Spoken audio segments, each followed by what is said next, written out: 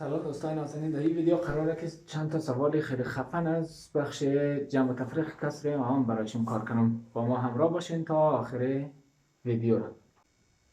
جمع و تفریق کسر عام. برای جمع و تفریق کسر عام چیکار کنیم؟ یکی بر دو جمع دوی بر سه منفی یکی بر 6. اگر یک سوال به این حالت داشته باشیم که یک کسر عام، دیگه کسر عام و دیگه کسر عام، اینا رو بخوایم جمع تفریق کنیم چیکار کنیم؟ ابتدا کوچکترین مضرب مشترک رو به عنوان مخرج مشترک در نظر میگیریم برای از اینا.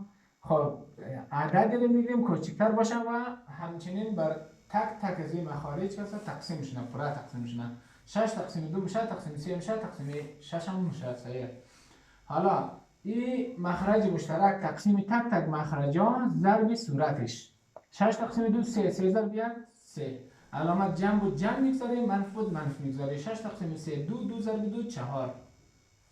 علامت منفی. 6 تقسیم 6 1 ضرب 1 میشه 1.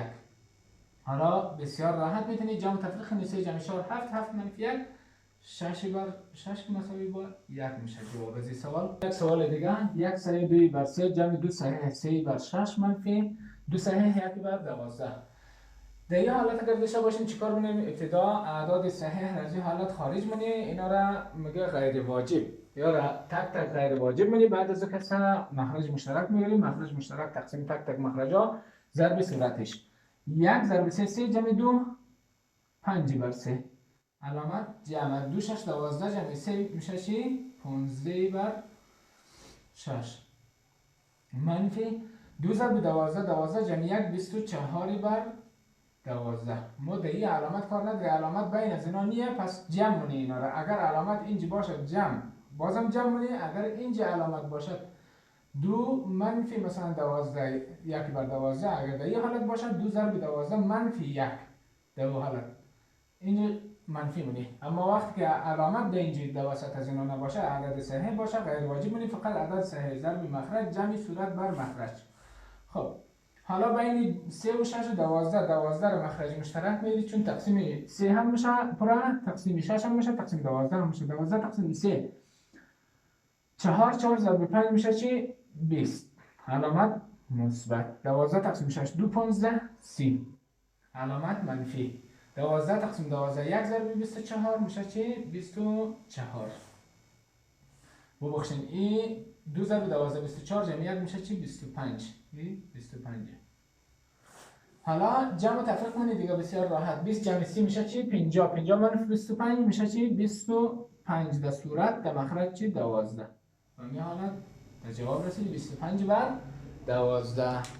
هنوز یک سوال بسیار خفن مانده که ادامه ویدیو را از دست ندهید. دوستان نازنین، سابسکرایب کانال یادتان نره، دکمه زنگوله را فشار بدین تا از ویدیوهای جدید ما خبر شوید و همچنین لایک و کامنت یادتان نره. بریم به سراغ سوال بعدی. 2 به توان منفی 1 جمع 2 به توان منفی 3 جمع 2 به توان منفی 2.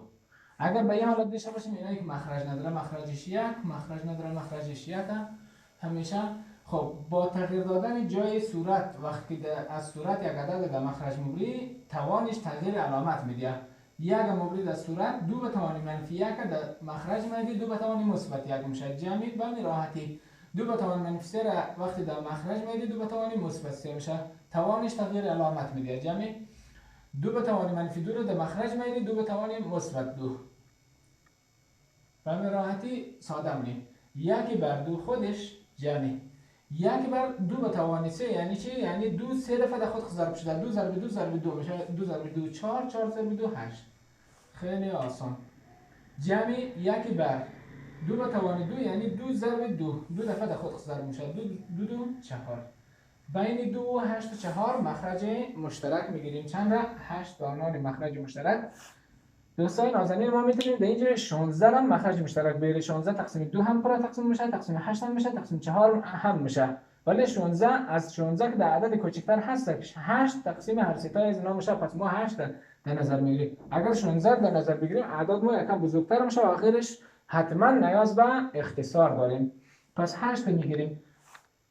معمولا اگر مثلا عدد کوچیک بگیرید به عنوان مخرج مشترک، یعنی کوچکترین مضرب مشترک رو به عنوان مخرج مشترک میگیریم. اعداد کوچکتر میشن، خیلی وقتا هست نیاز به اختصار نداریم. 8 تقسیم 2 4 ضرب 1 4 جمعی 8 تقسیم 8 1 ضرب 1 1 جمعی 8 تقسیم 4 2 1 2.